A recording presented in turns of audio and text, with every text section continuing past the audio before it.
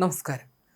മലയാള സിനിമയിലെ എക്കാലത്തെയും പ്രിയപ്പെട്ട താരദമ്പതികളായ പ്രിയദർശനും ലിസിയും നീണ്ട 10 വർഷത്തെ വേർപിരിയലിനു ശേഷം വീണ്ടും ഒരുമിക്കുന്നു. സിനിമാ ലോകത്തെയും ആരാധകരെയും ഒരുപോലെ ആവേശത്തിലാഴ്ത്തിയിരിക്കുകയാണ് ഈ വാർത്ത. വർഷങ്ങൾ നീണ്ട നിയമ പോരാട്ടങ്ങൾക്കും വിവാഹമോചനത്തിനും ഒടുവിലാണ് ഇരുവരും വീണ്ടും ഒരുമിച്ച് താമസിക്കാൻ തീരുമാനിച്ചത്. പ്രിയദർശൻ തന്നെ ഒരു പ്രമുഖ മാധ്യമത്തിന് നൽകിയ അഭിമുഖത്തിലൂടെ ഈ പുനഃസമാഗമം സ്ഥിരീകരിച്ചിട്ടുണ്ട്. ഈ ഒത്തുചേരലിന് പിന്നിൽ മക്കളായ നടി കല്യാണി പ്രിയദർശന്റെയും സിദ്ധാർത്ഥിന്റെയും നിരന്തരമായ പരിശ്രമങ്ങളും ആഗ്രഹങ്ങളും ഉണ്ടായിരുന്നു. മക്കളുടെ നിർബന്ധത്തിന് വഴങ്ങിയാണ് മാതാപിതാക്കൾ പഴയ പിണക്കങ്ങൾ മറന്ന് ഒരുമിച്ച് ജീവിക്കാൻ തീരുമാനിച്ചത്. എന്നാൽ തൽക്കാലം വീണ്ടും ഒരു വിവാഹത്തിന് ഇരുവരും പദ്ധതിയിട്ടിട്ടില്ല. വിവാഹം എന്നത് വെറും ഒരു കടലാസ് രേഖ മാത്രമാണെന്നും സൗഹൃദത്തിനും സ്നേഹത്തിനുമാണ് ഇപ്പോൾ തങ്ങൾ മുൻഗണന നൽകുന്നതെന്ന് പ്രിയദർശൻ വ്യക്തമാക്കിയിട്ടുണ്ട്. ജനുവരിയിൽ സംവിധായകൻ സിബി മലയിലിന്റെ മകന്റെ വിവാഹത്തിന് ഇരുവരും ഒരുമിച്ചെത്തിയതോടെയാണ് ഈ ചർച്ചകൾ സജീവമായത്. വർഷങ്ങൾക്ക് ശേഷം ഇരുവരും കൈകോർത്ത് പൊതുവേദിയിലെത്തിയത് ആരാധകർക്കും സഹപ്രവർത്തകർക്കും വലിയ സന്തോഷമാണ് നൽകിയത്.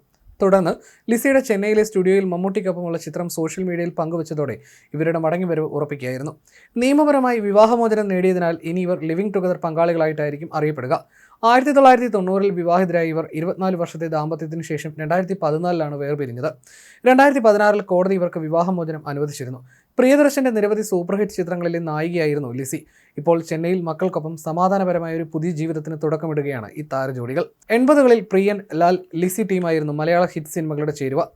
1990 ഡിസംബർ 13 പ്രിയന്റെയും ലിസിയുടെയും വിവാഹം. ചിത്രം എന്ന സിനിമയിൽ അഭിനയിക്കുന്നതിനിടയിലാണ് ഇരുവരും പ്രണയത്തിലായത്. ക്രിസ്തുമത വിശ്വാസിയായിരുന്ന ലിസി ഹിന്ദുമതം സ്വീകരിച്ച് ലക്ഷ്മി എന്ന പേര് മാറ്റിയാണ് വിവാഹിതയായത്. തുടർന്ന് അഭിനയം വിട്ടു. ലിസിയുമായിട്ടുള്ള വേർപിരിയലിനു ശേഷം പലർക്കും പല അഭിമുഖങ്ങൾ പ്രിയൻ നൽകിയിരുന്നു. തന്റെ എക്കാലത്തെയും പ്രിയ നായിക ലിസിയാണെന്ന് മറുനാടനോടും അദ്ദേഹം പറഞ്ഞിരുന്നു. സിനിമാക്കാരൻ എന്ന നിലയിൽ പ്രിയന്റെ കഴിവുകളിൽ ലിസി സംശയം ഉന്നയിച്ചിരുന്നു. പൊട്ടിക്കരച്ചിലേക്ക് പ്രിയ സംവിധായകനെ എത്തിച്ച നിമിഷം. മലയാളത്തിൽ ഗീതാഞ്ജലിയും ആമയും മുയിലും പരാജയപ്പെട്ടതിന്റെ പശ്ചാത്തലത്തിൽ ഉയർന്ന വാദം ലിസിയും ആവർത്തിച്ചു. ഇതായിരുന്നു പ്രിയനെ തളർത്തിയത്. എന്നാൽ പ്രിയ സുഹൃത്ത് മോഹൻലാൽ ആത്മവിശ്വാസവുമായി എത്തിയപ്പോൾ പ്രിയൻ വീണ്ടും തിരിച്ചെത്തി. ഒപ്പം എന്ന സൂപ്പർ ഹിറ്റ് സിനിമ സാധ്യമായി. വിവാഹമോചന കേസിൽ ഒരു ദിവസം കോടതിയിൽ ലിസി പറഞ്ഞു, പ്രിയദർശൻ എന്ന സംവിധായകന്റെ കാലം കഴിഞ്ഞു എന്ന് പലരും പറയുന്നു. അത്രയും നേരം പിടിച്ചു നിന്ന് ഞാൻ പൊട്ടിക്കരഞ്ഞുപോയി. കാലം കഴിഞ്ഞു പോയെന്ന് പറഞ്ഞാൽ ജഡമായെന്നാണ്. ജീവനേക്കാൾ ഏറെ സ്നേഹിച്ച ആളാണ് പറയുന്നത്. എനിക്കത് വലിയ ആഘാതമായി. പിന്നെ എൻ്റെ നാവ് പൊങ്ങിയില്ല.